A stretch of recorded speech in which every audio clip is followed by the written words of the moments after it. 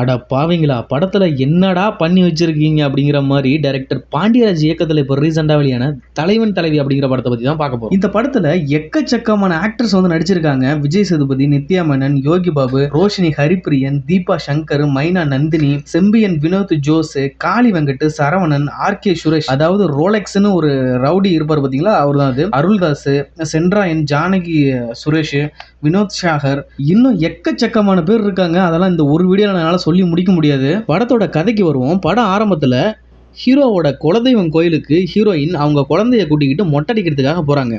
ஏன்னு பாத்தீங்கன்னா 2 பேரும் சண்டையில பிரிஞ்சிருக்காங்க.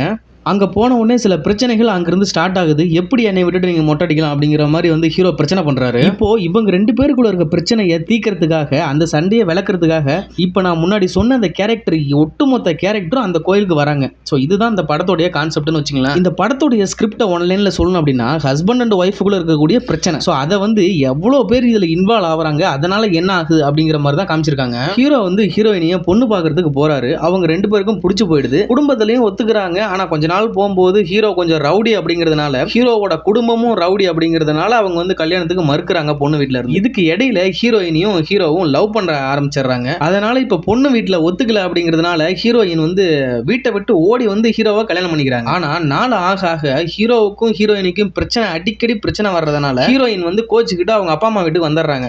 இவங்க வந்து எனி டைம், அதாவது கொஞ்ச நாள் சண்டை ஒன்னா இருப்பாங்க, அப்புறம் சண்டை போடுவாங்க, ஒன்னா இருப்பாங்க, சண்டை போடுவாங்க. அடிக்கடி அவங்க வீட்டுக்கு கோச்சிட்டு வந்துடுறதுனால இவர் வந்து கூட்டிட்டு போவாரு ஹீரோ. இந்த மாதிரி தான் படம் முழுக்க காமிச்சிருக்காங்க. படம் முடிஞ்சுமே அதை தான் காமிக்கிறாங்க. பர்சனலா எனக்கு சொல்லணும் அப்படின்னு பாத்தீங்கன்னா, இன்டர்வல் வரையுமே எனக்கு அவங்க 2 பேருக்கும் உள்ள கெமிஸ்ட்ரி ஒர்க் அவுட்டே ஆகல அப்படிங்கிற மாதிரி தான் இருந்துச்சு. காமெடிங்கிற பேர்ல நிறைய விஷயங்கள் பண்றாங்க, பேசுறாங்க, கத்துறாங்க. பட் ஆனா அந்த அளவுக்கு காமெடி அதுல ஒர்க் அவுட் ஆகல அப்படின்னு தான் சொல்லணும். யோகி பாபு இந்த இடத்துல மெயினா வச்சிருக்காங்க இந்த படத்துல. பட் ஆனா அவருக்கு ரோல் வந்து அதிகமா எதுவும் கொடுக்கல, சீன்ஸும் பண்ணல. இன்னும் அவருக்கு நிறைய சீன்ஸ் வந்து கொடுத்திருந்தா கண்டிப்பா இந்த படம் இன்னும் கொஞ்சம் நல்ல காமெடியாவே போயிருக்கும். அண்ட் படத்தோட கிளைமேக்ஸ்ல இவங்க 2 பேருக்கு டைவர்ஸ் ஆயிடுது. ஆனாலுமே டைவர்ஸ் ஆகியும் இவங்க 2 பேரும் ஒன்னா சேர்ந்துக்கிறாங்க. இப்படிதான் படத்தை முடிக்கிறாங்க. படத்தோட லாஸ்ட் சீன்ல யோகி பாபுக்கு ஒரு டயலாக் கொடுத்திருப்பாங்க பாருங்க, ஐயோ வேற லெவல்.